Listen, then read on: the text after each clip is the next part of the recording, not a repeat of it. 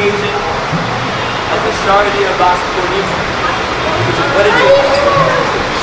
First thing, of course, in Kali Yuga, you know, must be known, that for us, Rasa Lila means dancing and chanting in Prema Nam Sankirtan. Prema Nam Sankirtan. You know what is Prema? It is the antithesis of Kama. Atmindriya Priti Bantu Hari Bala Kama.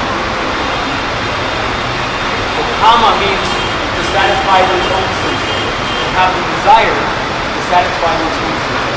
But Krishnendriya Priti Ichcha is Ichcha means desire also. Gare Prema Krishna Indriya Priti. So, what is called Prema is the intense desire to satisfy the senses of Krishna.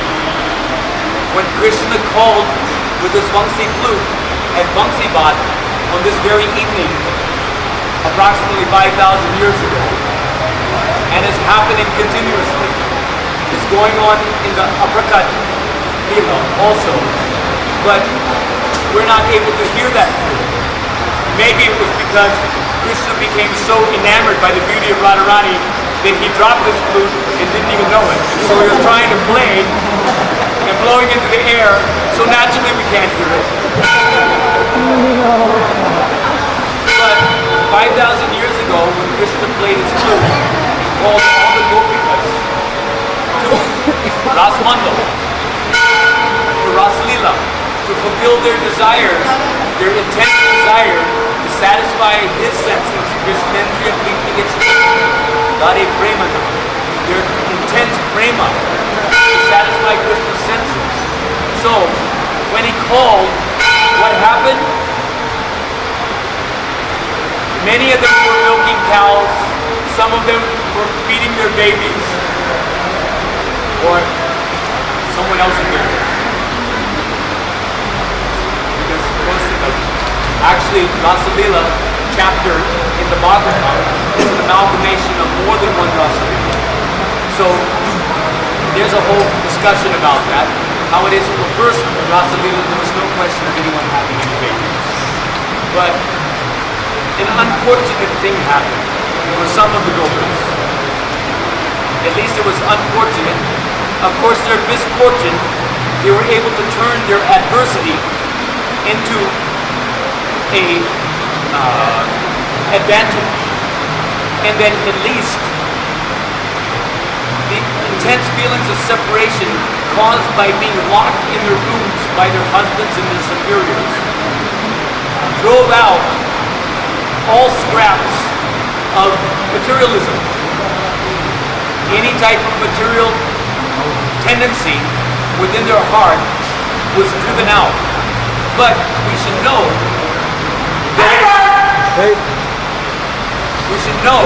there was a reason why Yogamaya arranged for those girls to get themselves locked into their rooms instead of being able to proceed, dropping their husbands, dropping their children, dropping the milk boiling over on the stove.